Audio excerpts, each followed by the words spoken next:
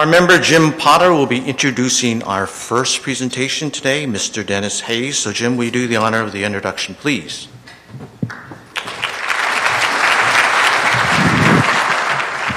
Good afternoon. I get the honor and privilege of introducing Dennis Hayes, the president of the Bullitt Foundation. Dennis is a father, an engineer, a lawyer, and he says a fire chief. Because when you do a project like he's just been through and going to continue to go through, it means a lot of people, a lot of different situations which you have to deal with. So, Dennis, up to you.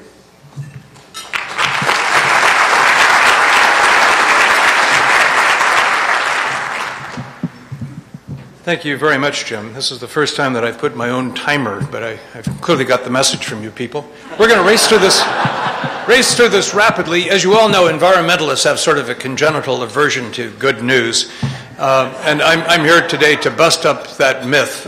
We've got nothing but good news on the program from me. This is the Bullitt Building. A couple of views of it. You've seen references to it. It's had kind of a splash in the media over the course of the last couple of months. These are some of the things that caused that splash. It is the first 6-story building in the world to be truly energy neutral from sunbeams that are hitting its own roof. The idea that the first such building would happen in Seattle kind of suggests that if we can do it here, it's pretty possible elsewhere. It's the first public building in the United States to use rainwater for potable drinking water, for showers, and for all other purposes. First office building in an American city to infiltrate treated gray water onto the soil on site. In fact, the building sort of, although it doesn't resemble a Douglas fir forest at all, sort of operates like a Douglas fir forest did when it was on that site 150 years ago. It lives off the energy that falls on it and disposes of the water without putting it into storm sewers and flushing contaminants out into Puget Sound. It's the first commercial structure in the United States to achieve project certification from the Forest Stewardship Council. That's to say, all of the wood in the entire building, and as you'll see shortly, there's a lot of it, came from forests that were managed in a way that you'll still be able to maintain ecological diversity and harvest fiber from them 10,000 years from now. It's the first 6-story building in the world to use composting toilets. Not sure I'll be bragging about that the next time you see me.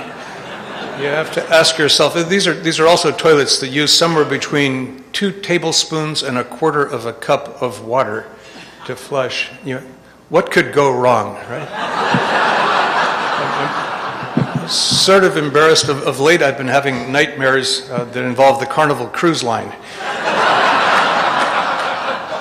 And it is the first large commercial structure in the world, and associated with it, the first park to attempt to meet the Living Building Challenge.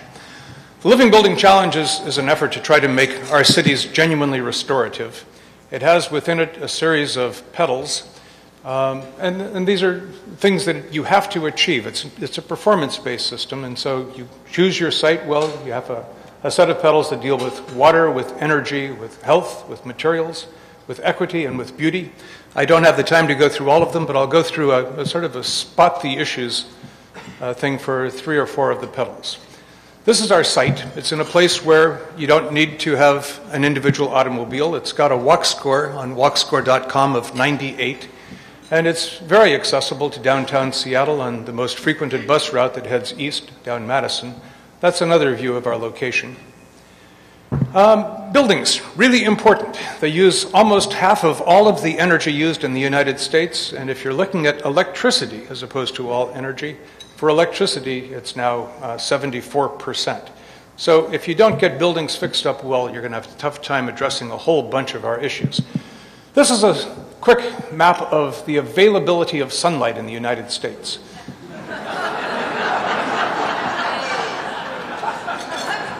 Now, if you have really, really expensive electricity prices, you can perhaps make this thing make sense without a lot of sunlight. But unfortunately, if you look at that upper corner, that's the cheapest electricity in the country as well.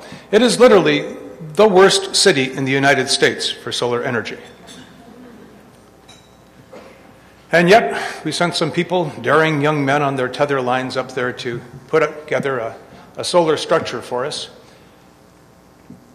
And it ultimately expanded to cover the entire roof and the adjacent sidewalks, which required some changes in regulations by the My goodness, my timer has gone blank.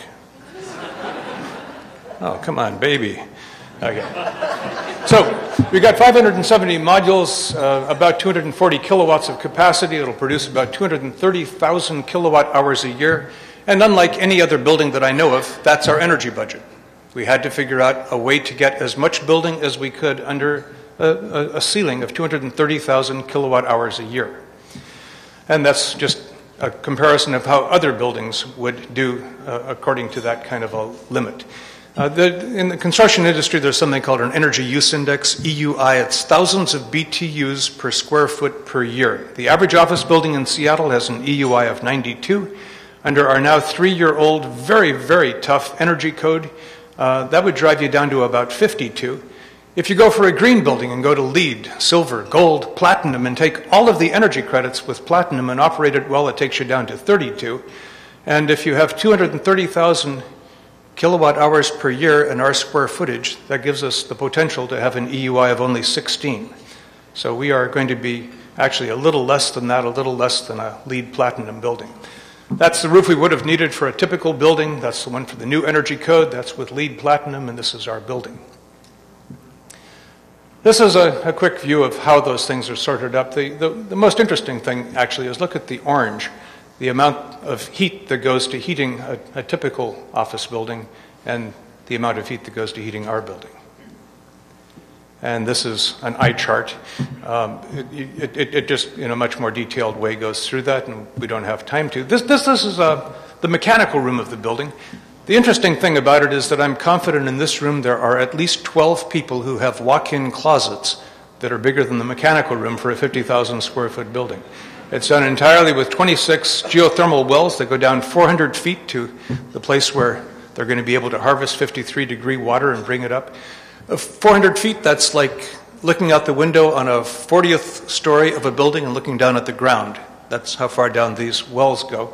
Bring it up, we pump it through a series of heat pumps and get it warm enough to go out through these tubes that go around the floors for the radiant heating that we have throughout the building.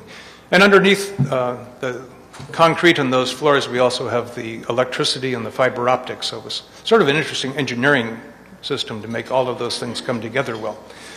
This is part of the nervous system of the living building. It's a combination of weather devices currently on the building across the street on this slide, though it's now disassembled and on the roof of our building. It tells you whether the wind is blowing, what direction it's blowing from, how fast it's blowing, what the temperature is outside, whether or not it's raining, how intense the sunlight is. And inside we've got measures that tell you how warm it is inside the building, how much carbon dioxide there is inside the building, how stuffy does it feel. And then down in the brain of the computer, down in the basement, there's something that tells you where the sun is on the horizon at every moment of every day of the year, because it's always in the same place. What we don't know here is how intense the sunlight is, how much clouds there will be, but this instrument tells you that. So that brain of this living building, which is a reasonably smart living building, knows exactly which windows should be open, which windows should be shut, which blinds should be down, which blinds should be open. They're external shutters, so you're keeping the heat out of the building, not putting it through the windows to get in.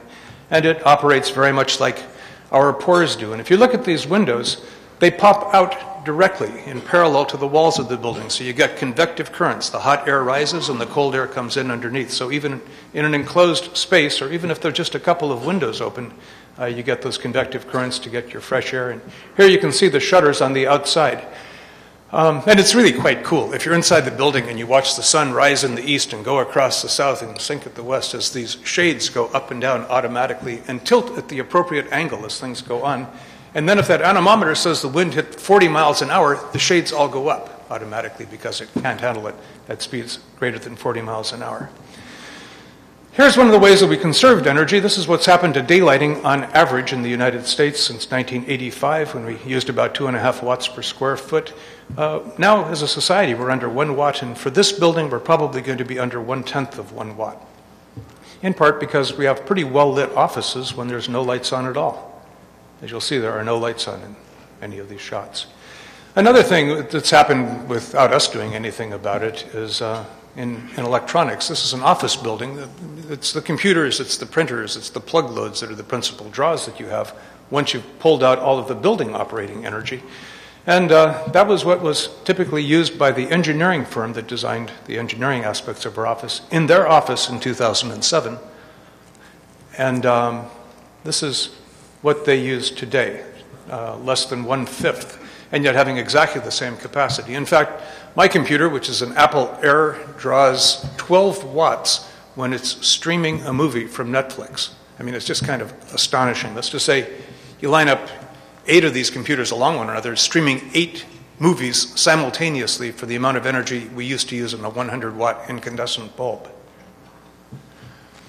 Of course, we don't entirely live on sunbeams. It's over the course of 12 months we produce as much energy as we use. We'll have significant surpluses in the summer, and we've got some significant deficits in the winter. In water, we do a whole lot better.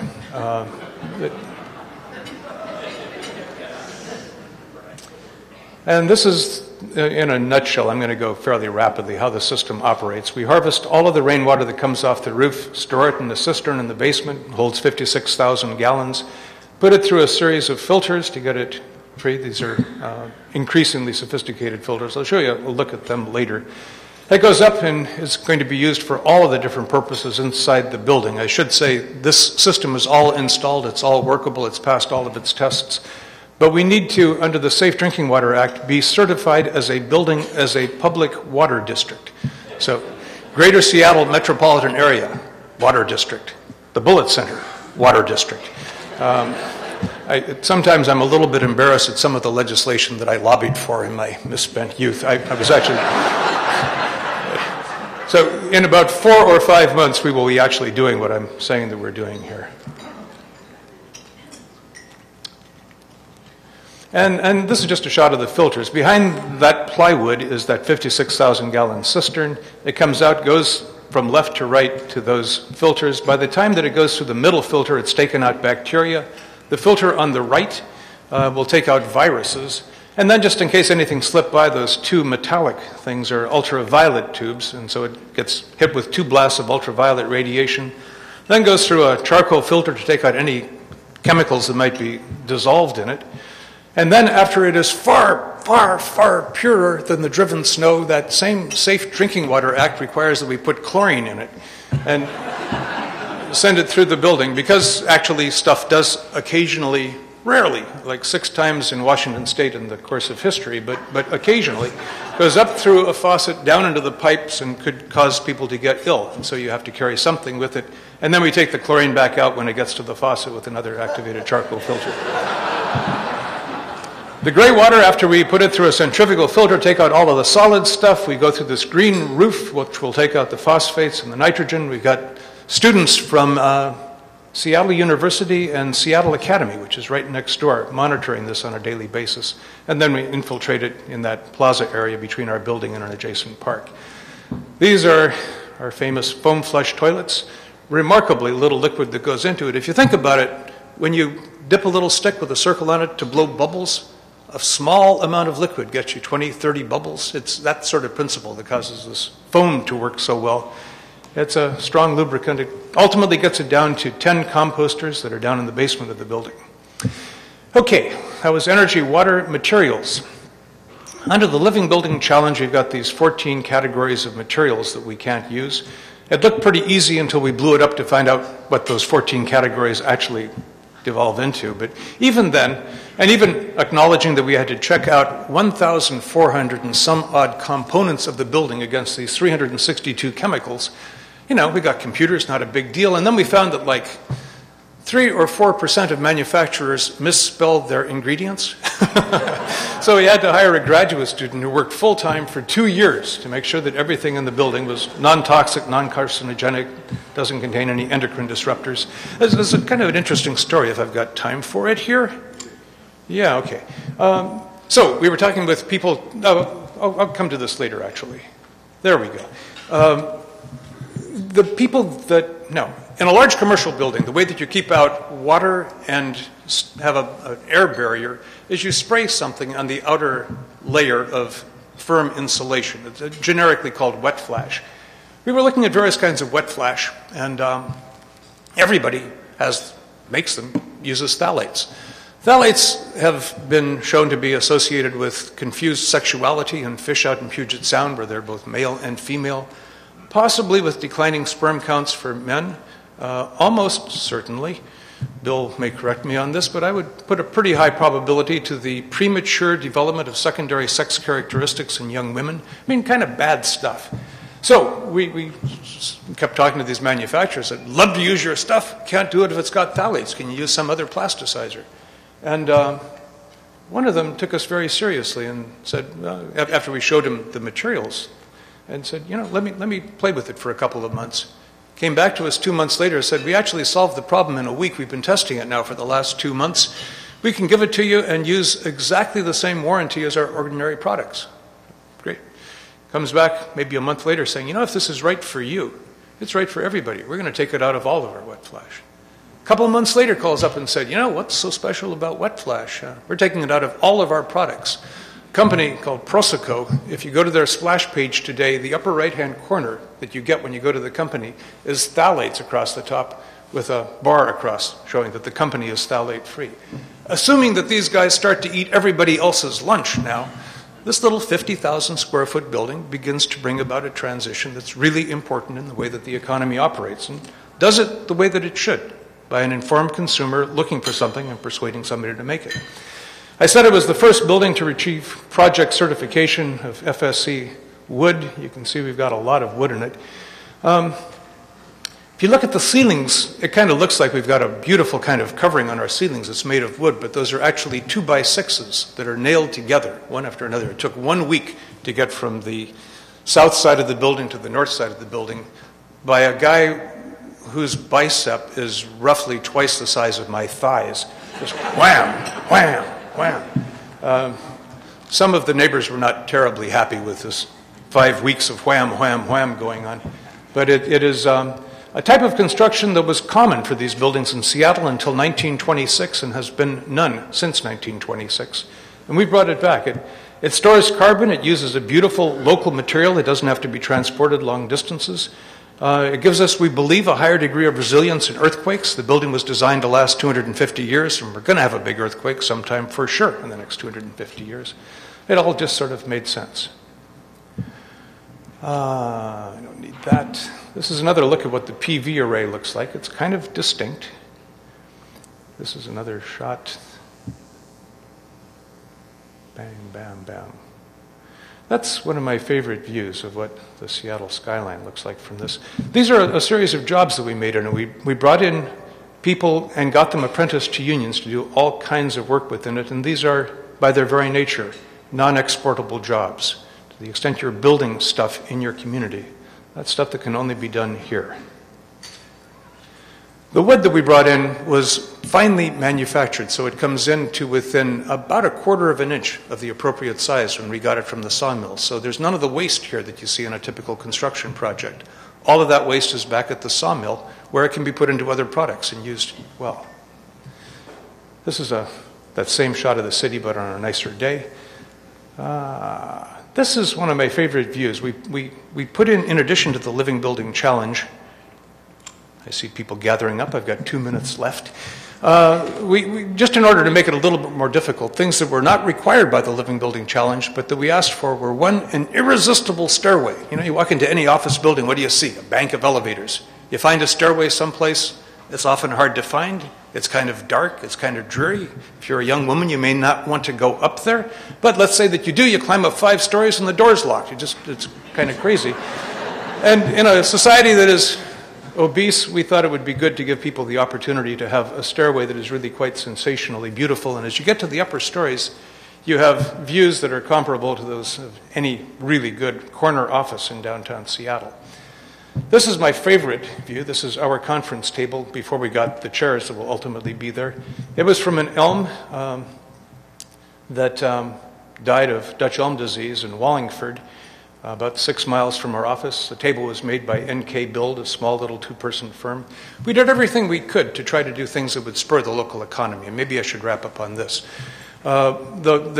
The wood that was on the top of those desks that you saw earlier is from Meyer Wells. The desks themselves came from a company that Watson, which is down on the peninsula, the Olympic Peninsula. The windows, the only people that made these windows that we wanted that pop out vertically from the building and are triple paned and filled with argon and have low emissivity glass and can act in concert with the integrated shades and the computers and the weather station and all that, is made by Schuko. What you can't do is go to Germany to get your windows. So we arranged a licensing agreement between Schuko and Goldfinch Brothers up in Everett, where they made our windows, and the Goldfinch firm got sufficiently excited by this. They went back and renegotiated a new contract to give them distributorship on the west coast of the United States, and they've now sold these windows to 12 other buildings. Bang, bang, bang, those are our firsts. I don't need to remind you of that. This is one more sort of peon to the building. This is the governor, before we even had the thing completed, deciding to go there to sign his new climate change legislation. And that is my...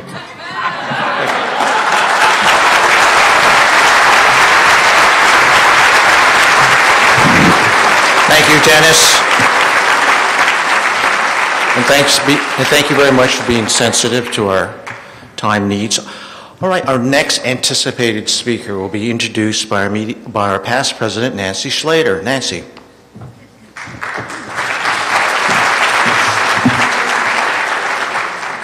Thank you, Paul.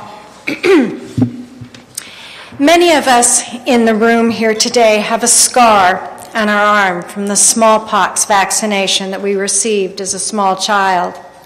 A dreaded disease without a cure, it caused our parents to send us in for a very scary procedure, along with some very confusing words. We're doing this because we love you. Hopefully by now, you have been able to reconcile your parents' words with their intent. But even before finding a cure, smallpox has been eradicated from the world. The last recorded case was over 30 years ago. Smallpox has been with us since the beginning of recorded time. Lesions have been found on the dummies in Egypt. Smallpox has also controlled the path of history. We know that the victors of war have oftentimes been determined by which side had better protection against smallpox, and that if Lincoln's own incubation period had been just 1 day earlier, he would have been too ill with smallpox to deliver the Gettysburg Address. We are honored today to have with us Dr. Bill Foege, the leader in the eradication plan and the implementation progress of smallpox eradication. Bill was part of the team from the very beginning and remained vigilant until the disease was ultimately eliminated. A native of Iowa, Bill spent his youth in eastern Washington, attended Pacific Lutheran University, then off to the University of Washington Medical School, followed by Harvard, where he received his master's in public health. Bill's distinguished career includes many esteemed appointments. Today, he continues to support the global health work of the Bill and Melinda Gates Foundation, from which he had earlier retired. In his book, House on Fire, Bill likens the disease eradication process to the strategies that are used in containing and controlling a wildfire. As we work in Rotary with our partners to eradicate both polio and malaria, we learn many important lessons from Bill's passion to eradicate diseases. Bill believes that public health's philosophical base is that of social justice, and its scientific structure as epidemiology. But perhaps the most significant element of success is sheer will, the unending pursuit of eradication. Dr. Foege has said, some things have to be believed even before they can be seen. Please join me in welcoming to the podium a real hero in the battle against disease, Dr. Bill Foege.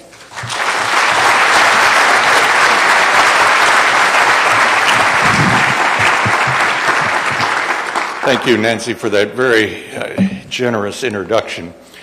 I think this is the first time I've ever become short of breath just watching a meeting. It's and I certainly would have given up my time to hear more from Denis. Two stories to set the context. Number one, my wife and I were invited back to India for the 30th anniversary of smallpox eradication. And at the meetings, people emphasized that this all resulted because we knew how to identify problem solvers. On the way back, we were switching planes in Paris, and when we were in line for the security check, I suddenly realized we weren't moving, and I heard someone talking quite loud. And so I turned my attention, and there was a man arguing with the security people. He could not understand France would not allow a bottle of French wine to go through security. It just didn't make sense to him. And they said 3 ounces, anything else has to be checked. He finally gave up, and he turned to the line that had formed behind him, shrugged his shoulders, opened that bottle, drained it, threw it into the wastebasket, and he took that French wine right through security. And I said to my wife, there's a problem solver. Second story, our grandson at age 7 suddenly asked one day, what's the most important thing people could do to make the world better? And so people that have the idea of making the world better and are problem solvers leads me to the title of the talk, which is Rotary and a Rational Future. It was 38 years ago that Norman Cousins wrote an editorial for Saturday Review. In anticipation of the bicentennial the next year, he asked the question, what's the single most important gift the United States has given the world in 200 years? And his answer was, the most important gift is demonstrating it's possible to plan a rational future. It's profound and it's very simple. So Rotary was established 70 years before he wrote that, with the idea of planning a rational future. 4 short themes: a word about the promise of global health, 3 great moments in global health, building cathedrals, and polio. The promise of global health. Do you sometimes get discouraged when you see a television program of starving children, and then you realize these are children who will never learn to read and write? And for some, they have the fever of malaria, intestinal worms, schistosomiasis, river blindness, measles, and sometimes all of that in one child, and I've seen that in Africa. And of course we get discouraged. But there's another side to the coin. When I became interested in global health, we were losing 40,000 children a day before the age of 5. And that went from 40,000 to 35,000 to 30,000, 25,000, 20,000, and it's now down to 16,000. And that's still obscene. But think of what's happened in one lifetime. There's never been a better time for global health. The tools keep improving. My baby book shows when I was born 77 years ago, there were 2 vaccines being used. We now use 18 routinely. We have another dozen that we use under certain circumstances, and it's continuing to increase. We now have drugs for treating intestinal worms so safe you can give them on a mass basis. We have a drug to prevent river blindness. And the lack of iodine at the certain time in life used to be the single biggest reason why we lost IQ points in the world. Now most children are getting iodine at the right time. Resources have increased. It's not just the government, it's not just Rotary, Gates Foundation, church groups. Lots of people are now contributing. Interest has increased. Politicians are interested. Rock stars are interested. Entrepreneurs are interested. And there's never been such high interest in students. When I went to medical school here over 50 years ago, I couldn't find 3 faculty members that were interested in global health. Now it's the single most favored subject for students that they want to go into. And there have been successes by the hundreds. Let me mention just one. 13 years ago, I was in Botswana, and over a third of all of the adults in Botswana were positive for HIV. I attended rounds at a hospital. Almost every patient had AIDS, but they never used the word. There was such stigma against AIDS. When we finished rounds, we went into a room to discuss the patients, and I asked the medical director, how in the world do you get yourself up in the morning? I said, how do you maintain your mental health?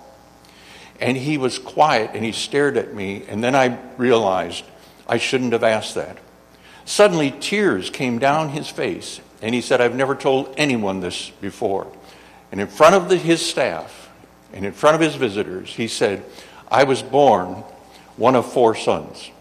My 3 brothers have died of AIDS. I don't have a choice." 5 years later, a program by the Gates Foundation, Merck Drug Company, Harvard, the government of Botswana, brought the rate of HIV positivity in newborns from 40% to 4% in 5 years' time. These are the success stories we don't hear enough about.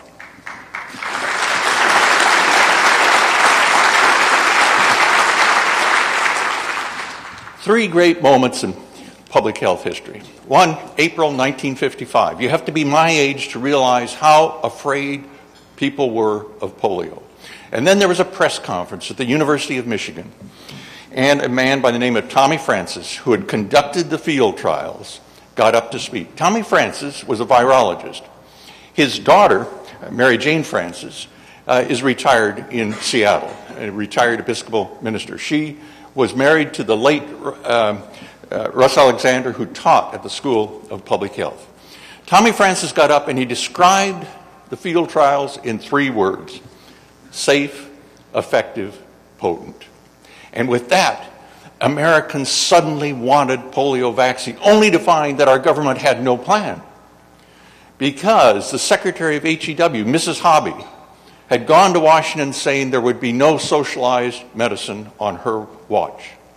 But the demand was so great that President Eisenhower told her to come up with a plan, and she had a press conference. She said, "I'm going to seek an appropriation to get polio vaccine for poor children in America." And then Senator Lister Hill had a press conference, and he said, "No American child will have to declare themselves poor to be protected. I will seek an appropriation to protect all children in this country." And that's the day vaccine went from protecting individuals to being a social contract. And it was this idea of a social contract that 10 years later allowed Lyndon Johnson to extend this globally and ask for money for smallpox eradication. And 20 years after Lyndon Johnson did that, Rotary in 1985 said that they would raise $120 million to extend this concept for polio globally. And you know the rest of that story. How to build a cathedral. 12 years ago, I had the chance to talk to all ministers of health in the world who were gathered at the World Health Assembly, each having 3 or 4 assistants, so there were hundreds of people there. A former classmate, Dr. Brundtland, Prime Minister from Norway, was now head of WHO. She had invited me, and I started by telling them that my wife teaches 4-year-olds. And one year after I had spent a time with the 4-year-olds on how to be healthy, a 4-year-old girl asked me, "Do doctors have bosses?"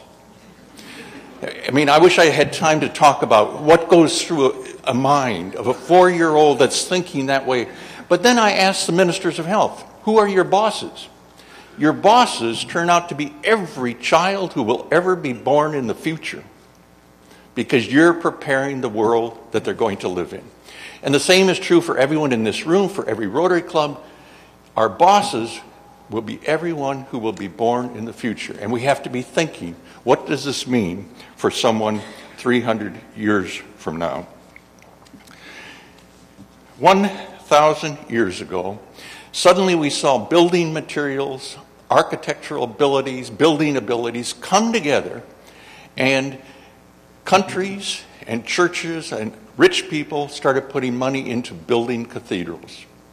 Some of these cathedrals took hundreds of years to actually build. So the artisans knew they would never see the result of their work. They would never see the finished product, and yet they had high-quality artisans working. And so I said to the ministers of health, this has happened throughout the centuries, when money was collected for universities, and now the cathedrals of the world turn out to be the medical establishments that we see in developing countries. But I said to the ministers of health, you have the chance to develop a cathedral that is a new kind of cathedral.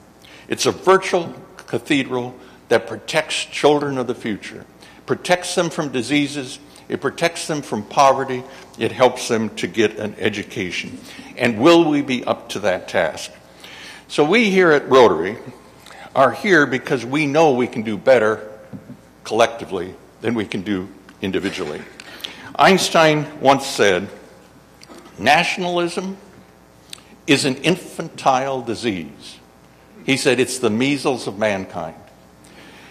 And so we eventually learn that our own independence is developed because we're willing to be interdependent.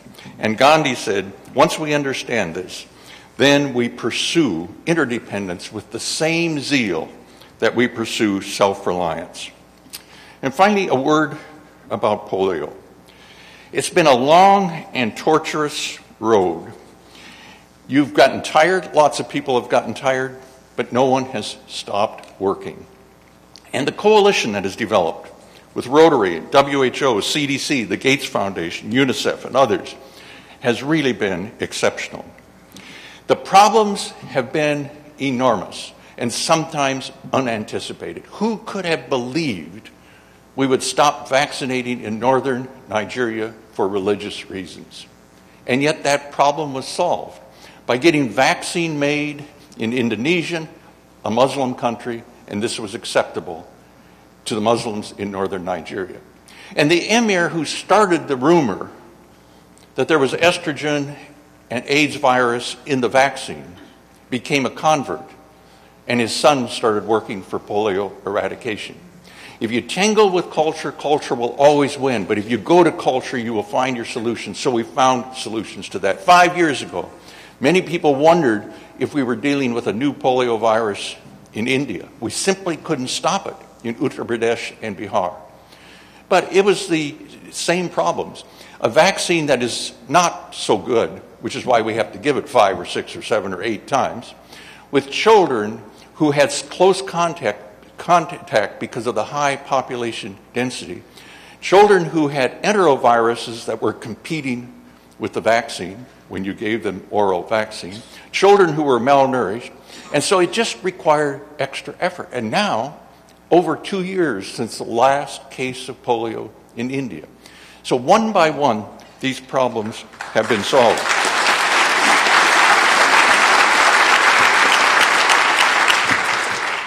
But now we have terrorists actually killing vaccinators in Nigeria and in Pakistan. Who could have imagined that that was going to be a final chapter in this entire saga?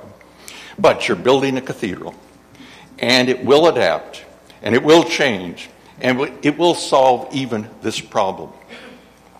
Many are getting weary, and sometimes the candle burns low. Sometimes the polio workers are stressed, and sometimes they are discouraged. And when that happens, they need the support of people who can protect the flame and sometimes relight that flame. Thank you for being those people.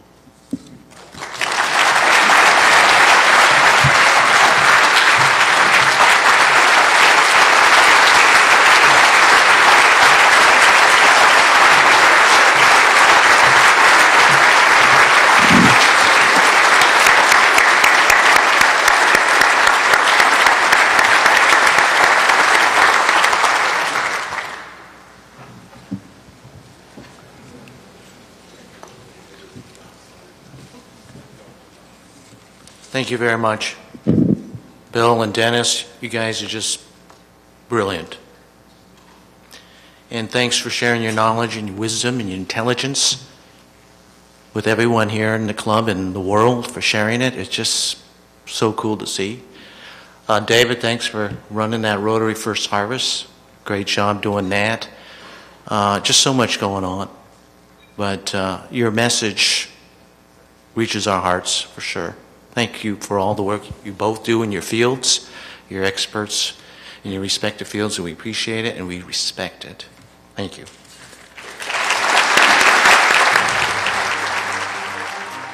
Seattle Rotary Online is made possible in part by a grant from First Choice Health, working with the Washington Health Information Collaborative to use technology to bring better health care to patients throughout the Pacific Northwest.